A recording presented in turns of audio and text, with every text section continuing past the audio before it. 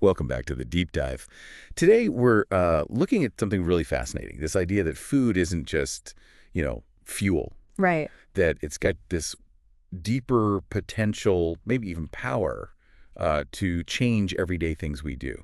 Yeah. Okay, let's unpack this. It's so true, isn't it? I mean, historically, and you see it across so many cultures, food, cooking, it often had this really profound, almost sacred meaning. Yeah. Something we've kind of lost touch with, maybe, in our busy lives. Absolutely. And for this deep dive, we're working with some really unique material. It's excerpts from a source called Cooking with Intention, Everyday Kitchen Witchery.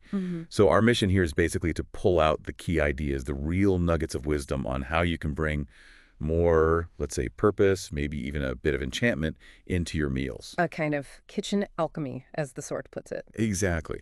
We're trying to give you a shortcut to understanding this whole concept, getting beyond just the surface idea. And what's really powerful, I think, is how the source immediately talks about the kitchen itself. It suggests that this practice can show you how that space, even if you're just making tea or grabbing a quick bite, can become this incredibly potent, sacred space, your own sanctuary. Okay, so let's dive right in there. That idea, the kitchen as a sacred space. Yeah.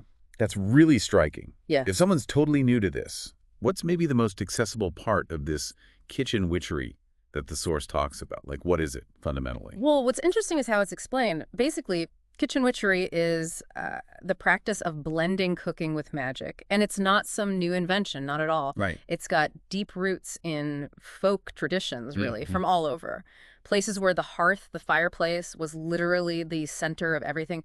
Physical life, yes, but also spiritual life, like domestic rituals and protection. Okay. The core belief. So actually pretty straightforward. It's this idea that food is energy, that meals can be offerings, that the ingredients themselves, herbs, spices, veggies, they hold specific magical properties. And the act of cooking, that's like a spell unfolding. But the key thing, getting back to your question about accessibility, is that you don't need like fancy cauldrons or exotic herbs. Right. It's more about mindfulness, about setting your purpose, and just being willing to see your kitchen as, well, like a temple. That makes a lot of sense. It's less about complicated stuff and more about shifting your mindset towards something you do every day anyway, kind of empowering the mundane. Precisely. So, okay, you've laid out this groundwork of intention. Now I'm getting really curious about the practical side. I bet the source gives details on, how to actually do this. Oh, definitely. Here's where it gets really interesting. What are the actual steps it suggests for cooking with intention? Yes, it lays out a 5-step process, and it's quite practical. First step is cleanse your space. Okay. So before you even start chopping vegetables, the idea is to tidy up your kitchen, physically clean it, but then also cleanse it spiritually. Spiritually. Well, the book suggests things like smoke cleansing, maybe using dried rosemary or sage swerk to purify the air and clear out old energy. Or you could use sound, like ringing a little bell, clapping your hands, or even just wiping surfaces down with water infused with lemon or vinegar. It's about setting a clear stage. Right, clearing the decks literally and energetically. Yeah. Makes sense. And that intention, it carries into the food itself then. Exactly. Step 2 is set your intention. This is where you get really specific. You ask yourself, what am I trying to create here? Comfort, healing, maybe strength or love. Uh-huh. And who is this for? Yourself? Others? And importantly, how do you want them or yourself to feel after eating? The author even suggests whispering your intention as you gather the ingredients. Oh, I like that. It's like adding a secret ingredient only you know about. Yeah. And I guess that intention then affects what you choose to cook with. Precisely. That leads right into step 3. Choose magical ingredients. The material really emphasizes that every single herb, spice, fruit, vegetable, it holds symbolic energy. So you consciously pick the ingredients that actually align with the specific purpose you just set. Okay, so we've cleansed, we've intended, we've chosen our magical ingredients. What happens when we actually start cooking? What's the magic we do with our hands? Ah, that's step 4. Enchant your ingredients. This is about specific actions while you're cooking. For example, stirring clockwise. Okay. That's generally thought to draw something in like love or health or abundance. Stirring counterclockwise, on the other hand, is for banishing or pushing something away. Negativity, illness, sadness, Fire.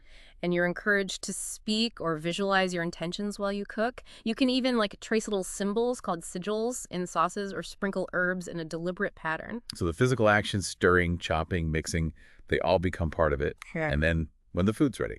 The final step, step 5, is bless before serving. This doesn't have to be complicated. It could be a simple blessing, like maybe a little chant, or even just a quiet moment of saying thank you over the food. For a little extra oomph, the source suggests maybe drawing a symbol, like a heart or a pentacle, maybe in a sauce, or dusting herbs in a specific way. It's that final touch of purpose and gratitude. It's amazing how the source points out this sort of hidden power in stuff we use every day. You're likely already cooking with magic. Now you'll just be doing it consciously. Exactly. It's not about finding obscure things, but seeing the energy in what's already in our pantry, right? Transforming the ordinary just through intention. So what are some examples? Common things and their magical meaning. Oh, there are so many. It's quite fascinating. To take garlic, for example. We all use it for flavor, right? Of course. But in this context, it's seen as really potent for protection, for strength, for banishing negativity, or cinnamon often linked to success, attraction, boosting energy. Imagine consciously stirring that into your coffee or oatmeal. Yeah. And basil is classic for love, prosperity, and purification. Okay, I definitely have all those. Yeah. What else? Any other common ones? Oh, loads. Honey, for instance, is great for sweetening situations, attracting love, promoting healing. Lemon, think about how bright it is, cleansing, clarity, Sure. joy. Rosemary is wonderful for memory, protection, healing too. Salt, obviously, is huge for purification, grounding, preservation. Basic but powerful. Right. Then you have bay leaf, used for making wishes, enhancing psychic awareness, strength. Onion is interesting thought to absorb negativity and also give courage. Onion for courage, huh? Yeah. And ginger brings that fiery energy, confidence, passion, movement. Oh, and oats, think breakfast again, strongly tied to abundance, nourishment, grounding. And the sources don't just list these things, right? They give actual examples like recipes or meal ideas using these concepts. Yes, exactly. They provide some really nice practical examples. Can you walk us through a couple? Sure. So for energy and clarity to start your day, there's a morning power bowl. Okay. Uses oats for that abundance and strength we mentioned. Blueberries for protection and maybe intuition. Cinnamon for success. And a little honey drizzled on top for sweetness and joy. And the spellwork tip they give is to stir it all clockwise while really visualizing the powerful, productive day you want to have. That sounds like a genuinely great way to start the day, literally stirring power into your breakfast. Yeah. What about something for, say, emotional healing? Yeah, for that, the book suggests a heart-healing salad. Think ingredients like mixed greens for growth, maybe some beets for love and connecting to the heart chakra, walnuts for wisdom, and maybe a rose vinaigrette for self-love. The little ritual tip there is to sprinkle on some edible rose petals if you have them, and maybe just say quietly, as I eat, I heal. Lovely. And for protection, maybe after a tough week or something. There's a protection soup, good for warding off negativity and nourishment. Key ingredients are things like garlic, obviously for protection, Right. onion for banishing, carrots for grounding, and you'd add a bay leaf while it cooks for that extra protection and wish magic, then take it out before serving. Okay. And the tip is, when you drop that bay leaf in, maybe whisper a little protection affirmation. I like that. And what about new beginnings? Like starting a new project or making a change? For that, the material suggests something like a new moon curry. This could use lentils for abundance, maybe coconut milk for emotional flow and nurturing, turmeric for healing and purification, and ginger for that forward momentum and fire. Curry for new beginnings. Interesting. Yeah. And the tip is maybe light a candle when you serve it, expressing gratitude for the fresh start you're invoking. It's really clear how this way of cooking goes beyond just, getting dinner on the table. Yeah. If we zoom out a bit, do the sources talk about using cooking for bigger rituals too? They do, yeah. Cooking can absolutely be a central part of broader ritual work. The sources explain how you can tailor meals for Sabbats. Those are the seasonal festivals and pagan traditions, celebrating the turning of the year. Wow, okay. Or for different phases of the moon, like cooking specific foods during the new moon to manifest something, or during the full moon for releasing. And of course, for specific spell work focused on things like love, or abundance, or healing. So it scales up.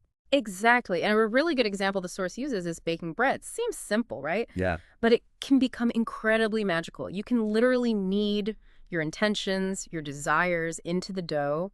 You could even carve protective symbols like sigils or runes into the crust before baking. That really brings it back to that core idea, intention in every single action. Yeah. Even kneading dough.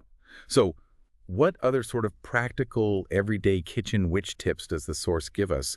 How to weave this into daily life? Yeah, there are some great little tips. One big one is growing your own herbs if you can. Even just a pot on the windowsill, fresh energy is considered really potent. Makes sense. Another suggestion is keeping a kitchen grimoire. Basically, a special notebook or recipe book just for your magical meals, your intentions, what worked, like your personal kitchen spell book. I like that. They also really stress, again, stirring consciously, remember clockwise and counterclockwise, and blessing ingredients as you add them, even just a quick mental thank you. Simple thing. Yeah. You can also play with color magic using ingredients of a certain color to match your goal. Green for money or growth, red for love or passion, you know? Uh-huh. And maybe the most important tip, cook with joy whenever you can. The source emphasizes that your own emotions really do affect the energy of the food. Your mood becomes part of the magic. It makes me think I should try stirring some patience into my Monday morning coffee. Huh. Definitely worth a try. So really what this all means for you listening is that cooking doesn't have to be just another chore. It can genuinely be transformed into this really meaningful, conscious act. You're literally imbuing your meals with purpose. And maybe this is the thought to leave you with, something the source implies quite powerfully. When you start approaching cooking as sacred, every single meal has the potential to become a kind of spell. Every bite can be a blessing. The food you make stops being just fuel for the body, And become. fuel for your soul. The source suggests that you are the magic, Right. and your kitchen, that's your altar. Wow, a really powerful thought to chew on. Thank you so much for joining us on this deep dive into cooking with intention. We hope it gives you some food for thought, maybe encourages you to try stirring just a little more mindfulness into your next meal. Until next time.